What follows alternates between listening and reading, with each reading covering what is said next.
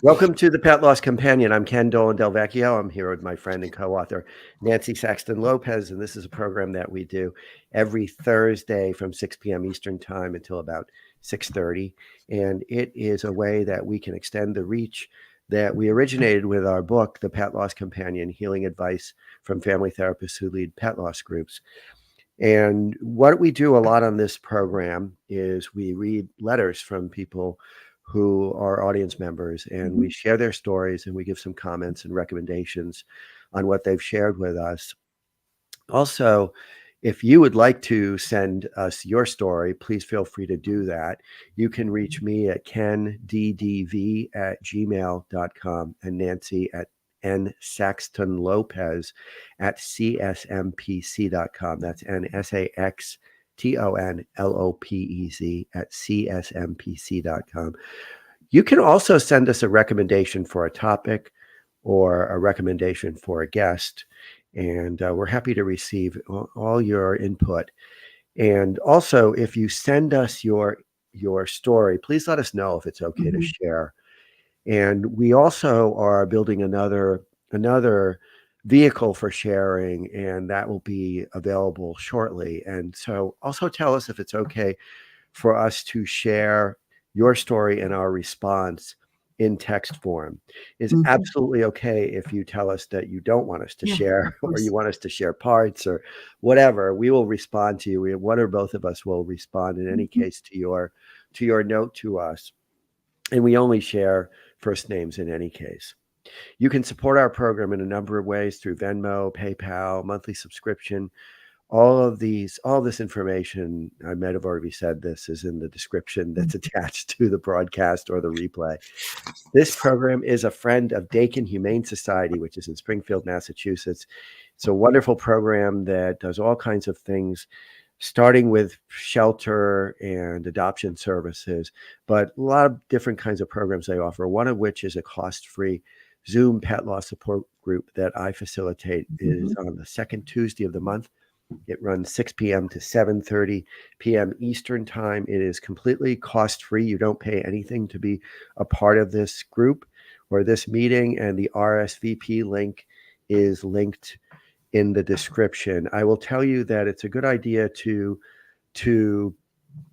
get your RSVP in as soon as possible because we cap the meeting at 50, and usually about 25 people actually are able to make it. And so if you're interested in coming, and the next time is on November 14th, please get your RSVP link in as soon as possible so that you will secure a place for yourself in the meeting.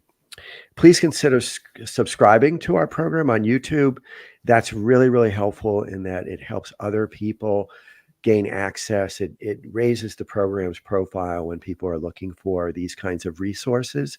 And also press the like button if you're watching this on YouTube, because that's also very helpful. One announcement that we share at the beginning of the programs is our affiliation with a program called Bereave. Bereave is a company that offers really beautiful granite engraved plaques that you can either use as a grave marker or just a place of remembrance. Maybe you want to put it on a table in your home. And these are just really great. They really are beautiful. And if you purchase a plaque from Bereave, you will also be giving some support to our program as well. So, Nancy, want to get us started? Yeah, didn't you have the group this week? We did. We had it on Tuesday, and we had people from all over the place, all over the U.S., Canada this time. We often have people from the UK and sometimes other places across the world, New Zealand and Australia. And, it's so great. Well, I have someone I sent to you to the group, but I don't know. I'll talk to you about it after we're off. But but she was going to try to get on, get involved. So tonight we have 2 stories, and I'm going to share Kaja's. I think I'm saying that correctly. And we've gotten a lot, Ken, of stories where the beautiful companion animals have died young. Yes. Yeah. You Yeah. know, and it's just so, I mean, look, it's heartbreaking at any point in time. We never have enough time. But when they're so young, there's all of that that can be missed, right? So many You, years you, that, you lose the expectation of a shared future. right. Yeah. And so I'm going to share Kaja's story about Mia. Hi, Nancy and Ken. I recently discovered your podcast, and it's all I've been listening to these past few weeks as I'm going through my own experience with grief. It's been 5 weeks since I lost my beloved Seal Point Berman Mia, and I still cry every day. Within the first week, my family seemed a bit annoyed that I kept bringing up the what ifs, and it makes my partner feel uncomfortable to see me sad. And we want to talk about that, actually. So I've started to keep my sadness from them and seek comfort in support groups instead. Everyone has their most special fur child, and Mia was mine. I met her when she was 6 weeks old. She was the tiniest, sweetest little thing that slept on my lap upon the first greeting. I don't think I've ever felt so connected to a cat before. I knew right away that she was my baby.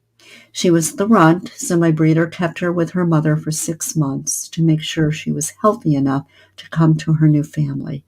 Even in adulthood, she was just 6 pounds, my forever kitten. She would be on my lap as I worked, watch me take my makeup off at the end of the day, and would sleep next to me at night. She was perfect. She was my sweetest, most affectionate little lap girl. I would have done anything for her. On her 4th birthday, I even told her that she was no longer to have any more birthdays, and she was not allowed to grow any older. I really wish she could have stayed 4 years old forever. I told her every day how lucky I was to be her human mom and how much I loved her. Losing her has crushed me beyond belief. Just like most people, it's the smallest daily routine moments that make it so hard. But the bedtime routine has been the most difficult change for me to accept. She would always watch me get ready for bed and would rest on my clothes because I assumed that my scent was comforting to her. The moment I would climb into bed, she would settle on my lap or stretch out between my legs. In 2015, I lost my 22-year-old childhood cat, Muffin, and then 6 months after that, I was putting down my 8-month-old kitten, Oscar. But losing Mia has been my most difficult loss yet. She was still quite young at 6 years old, but it was long enough to form a deep, lovable bond with her. She had always been a healthy girl in comparison to her brother Charlie, who I take to the vet more often for ongoing gastro issues, so I was never expecting something like this to happen. The last time I saw her healthy, I gave both her and her Charlie kisses before I headed out the door. I'll see you tomorrow night. Love you both. I would always tell them on my way out. I would always stay at my partner's place on Saturday nights because I have a roommate and it's nice to have a place to ourselves once a week. I regretted so much not being there for her last night in her home. I woke up on Sunday just like it was any other day and just enjoyed the beautiful weather before having dinner and heading home. When I got home, Charlie came to the door, but Mia was off behind a chair facing the wall. It was a little bit unusual, but I figured that she just needed a minute and would come to me when ready. I went to my room and put things away while I was on the phone with my partner to let him know that I got home safely. As I was hanging up the phone, Mia let out an awful sound. I turned around and my baby was at the door, clearly in distress. I ran over to her and she seemed to be struggling with her back legs. I tried to help her stand, but she kept falling back down. She must have rolled over from the corner by the chair not too far away. A year and a half prior, my upstairs neighbor had lost her 2-year-old cat, Jude, to a saddle thrombus, so I was aware of the symptoms. It looked like Mia was experiencing just that, which I knew meant that I needed to act quickly. I called both emergency vets in my city. One was quoting an 8-hour wait. The other was no longer accepting patients. I finally found a vet in a nearby suburb that I could take her right away. It was confirmed to be a saddle thrombus, and they kept her overnight to treat the clot. I was given a 50-50 chance of her making it through. I was hopeful but expecting the worst, as I have never known a cat to come back from this diagnosis. I went home and was told that I would receive a call in the morning. The next day was probably the longest day of my life. Reports started off positive in the morning, but by the evening, I was told that there was still no circulation in her back legs and that she might never walk again. I told myself that if Mia could just be in my lap for the rest of her life, we could get through the rest. I was so prepared to bring her home as a special needs cat until I received a call at 12:30 a.m. on July 11th saying that she was declining and that I should come back and discuss options. Seeing her in an incubator broke my heart, as the vet told me that they had tried everything and there was nothing else they could do. Her heart was now failing, and the kindest thing to do would be to let her go. So I held my baby Mia for the last time and told her, like I always did, how lucky I was to have her and how sudden it all was. She was so young, and it was so unexpected. I thought we would have at least another 5 or 6 more years together. She was too good for this to happen to her. I cry because I miss her, but I also cry for how unfair this was to her. She deserves so much more time. I know she has my heart, but like you said, it's a lack of physical presence and touch that is really difficult to accept right now. Thank you for hearing me out and for listening to all of our heartbreaking stories. Yours and Ken's kindness does so much for all of us, even those who are too shy to come forward with their own stories or seeking comfort through your podcast. So I'm sure you are touching more hearts than you know. I'm very grateful for your strong hearts to be able to handle all of our sadness. Now, she did write back, I believe. Now I don't know if I will find it. And I skipped. Oh, shoot. Okay, so then this is another part. I have cried for her every day since then. Her brother Charlie didn't seem to notice at first, and that made me so angry. But eventually he started becoming more needy and vocal. I don't mind waking up to the midnight cuddles, something he didn't do before, but that we both need now. I will eventually get him another friend. I'm scheduled to go for a tonsillectomy on Friday, which I hear is a rough recovery in adulthood. The only thing that I was looking forward to was that having Mia in my lap during my recovery. As the date of my surgery approaches, I've been missing her more and more. I wish that she was still here to give me strength and to tell me that everything is going to be okay.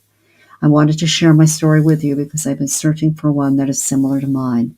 My heart breaks for everyone who has lost a pet in a tragic accident, but you don't often hear about saddle thrombus in cats. It's every cat mom's worst nightmare, yet no one ever hears about it until it happens to their fur child. You are welcome to share my story if you think it might help others. Thank you for listening and your ongoing support for all of us broken-hearted pet parents. So, I mean, it's so tragic, right? So young and immediately. I had never heard of this saddle thrombus. Thrombus. Never heard of it. Had you heard of it before? So I'm glad she shared it with us as she wrote, because it was new to me, and it sounds like it hits cats in a just totally out of the blue. Right, and it can be very obviously it's tremendously difficult and problematic. Yeah. And of course, what she was saying in the beginning was she's talking. She wants to share it, and she wants to talk about it, but she's so afraid with her family and partner around her that she, there. I think maybe Ken, you can address this too. Sometimes men want to fix things, and so when they can't, they get upset, they get mad, they don't know what to do. And I would think that you could address that a little bit. Well, yeah, I mean, these are broad strokes, of course, and we want to be cautious and saying these things, but they do apply to a lot of relationships where men, we're taught from childhood in general to kind of stuff our feelings and not to pay as much attention to them and not develop a full the broadest range of being able to identify and parse out our different feelings. And you're right. I mean, we're also in general, I think, taught that if possible, we should try to fix things. And you can't Mhm. fix loss. You can only bear witness and be supportive. But I also think that it's very typical for many people of all genders to kind of close down around another person's loss pretty quickly, Mhm. because we just are not in this society in general. Right. We just are not I'm not good at it. very practiced or comfortable dealing with painful feelings, Yeah. our own feelings, or the difficult feelings of people close to us. So I think it's really smart that what Kaya did was That's right. she went and she got involved with some Some support support groups. She found things elsewhere. online. She found Yeah. some support, Yep. and yes, that's what when you're in that situation with people that you love and they love you so much, then they can't tolerate their pain, right? So it was really good that Kaja went out and found those supports for herself.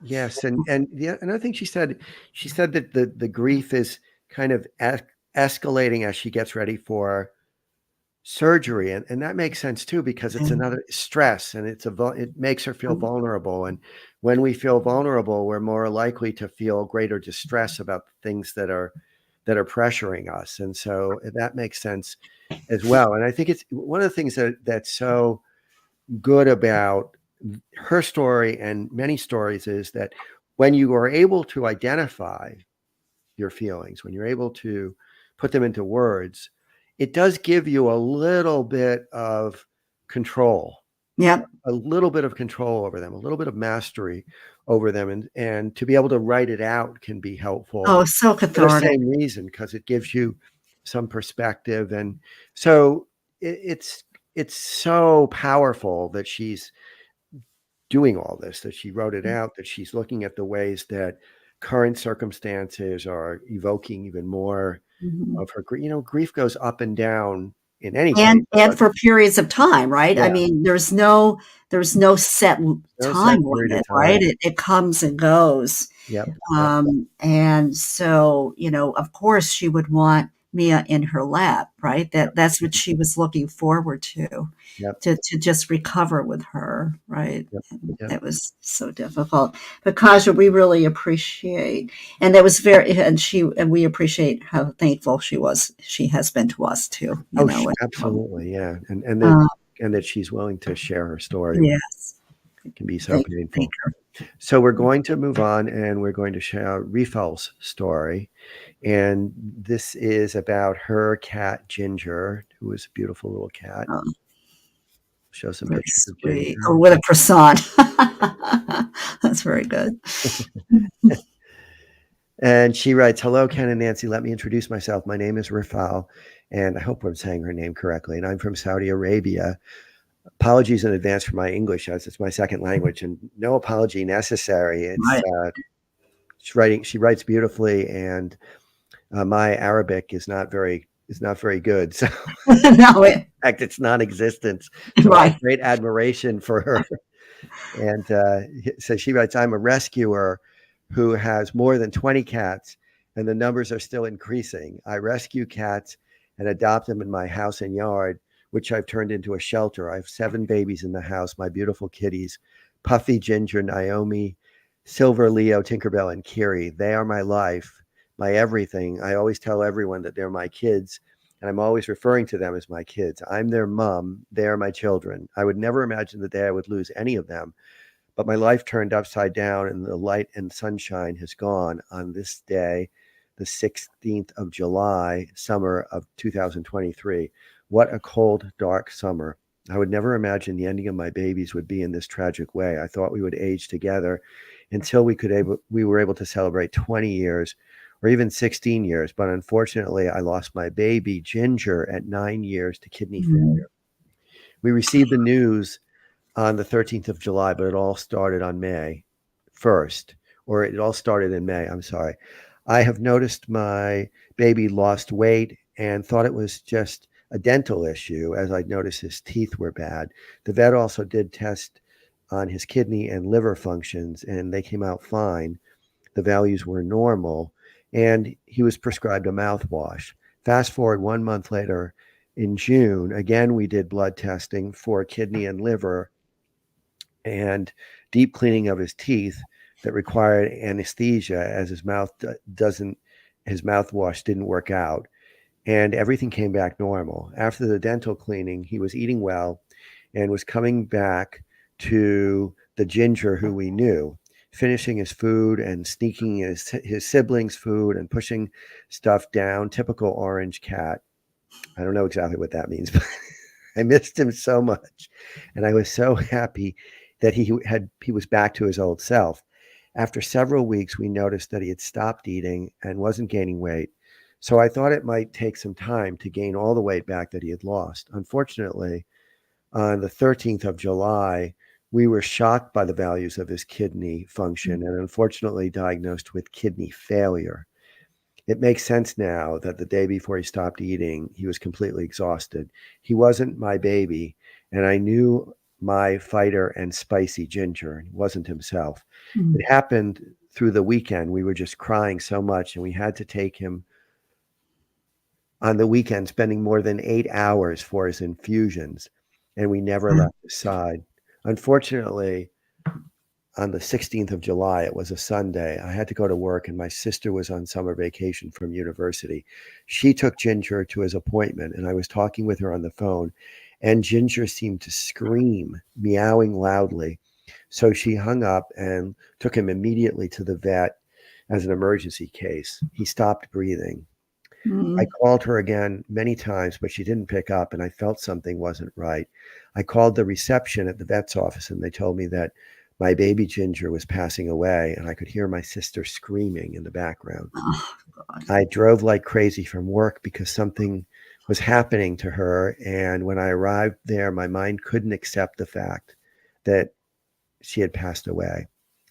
I said I would come and I'm sorry that he had passed away. I said I would come and find him alive and that CPR was a success. I was hoping that, but unfortunately, the news hit me like a train and like someone slapped me so hard on the face, and I blacked out and screamed and fell on the ground.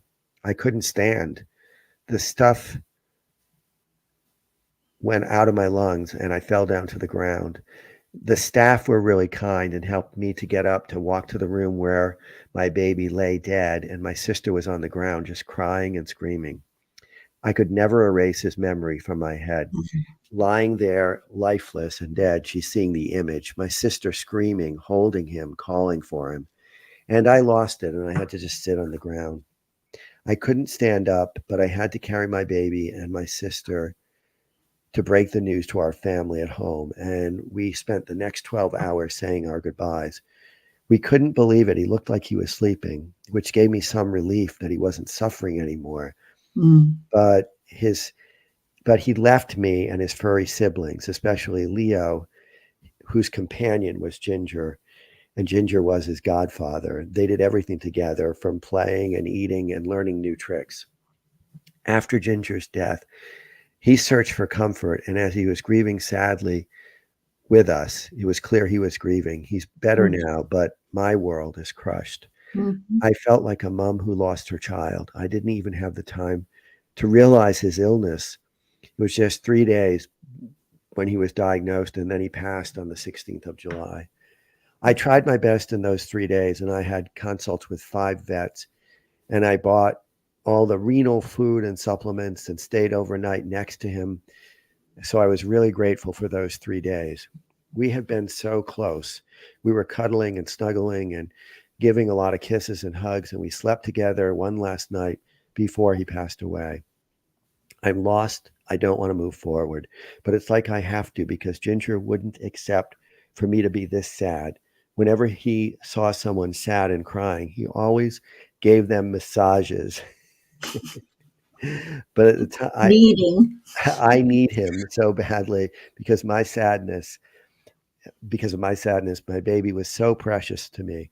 I want to move forward a bit just to be there for his siblings and my other babies, but I can't imagine creating a new life without Ginger. I'm drowning and I'm lost, and this is the first time I shout out for help. I feel I am lost without a map or directions. I just need help. I've attended the support group. Thank you, Ken, for sharing it with me. But I froze during the session. I can't believe it that I'm attending a pet loss support group. I would never imagine being here. And when I was seeking the sources here in my country, unfortunately, it was traumatizing. No one could relate to my emotion, even the therapist who I chose to continue with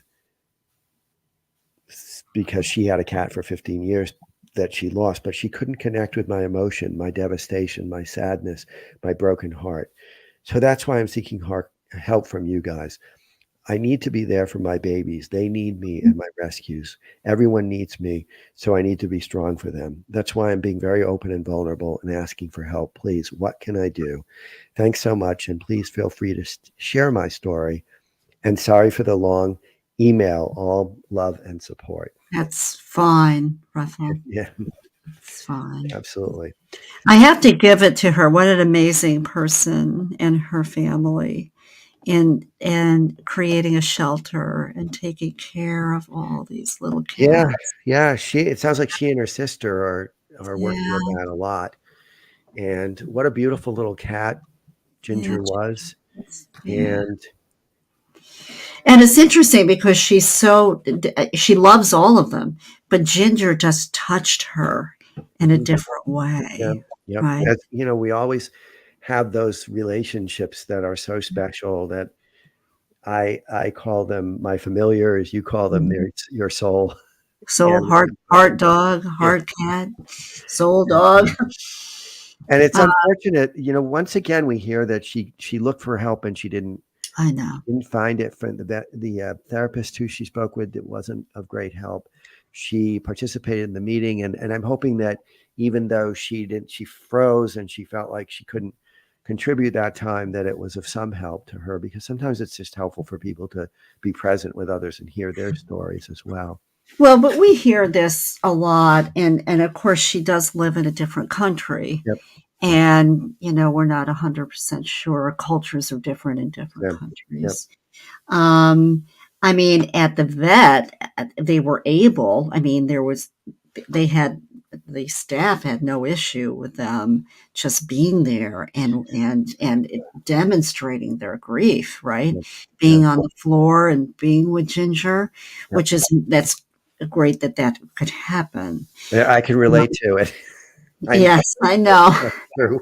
We all can. And it's But I mean, horrifying. a lot of times, I mean, thank God at that moment that happened. But even afterwards, she was struggling, right? Nobody understands it's the relationship we grieve. The relationship we have in our companion animals is so incredibly different than with our humans, because they never judge us. They don't care. They just love us.